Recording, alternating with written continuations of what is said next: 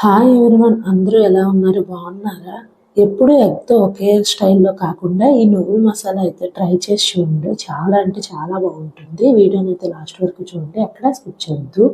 కళాయి పెట్టుకొని ఆయిల్ వేసుకొని ఆయిల్ బాగా హీట్ ఎక్కిన తర్వాత ఎగ్స్ వేసుకొని ఇలా గోల్డెన్ కలర్ వచ్చేటంత వరకు ఫ్రై చేసుకోవాలి. ఇప్పుడు ఆనియన్స్, పచ్చిమిరపకాయలు, జీలకర్ర అలాగే కొంచెం మునక్కాడలు వేసుకొని ఫ్రై చేసుకోండి. మసాలా కోసం కప్పుడు నువ్వులు అలాగే కొంచెం 2 స్పూన్ల ధనియాలు, 1 స్పూన్ జీలకర్ర, వెల్లుల్లిపాయలు కూడా వేసుకొని బాగా ఫ్రై చేసుకోవాలి. మొన్న ఆన్లైన్ లో తీసుకున్నాను కదా బ్లెండర్ అని చెప్పాను కదా, ఇందులోనే ఈజీగా పేస్ట్ అయితే నాకు అయిపోయింది.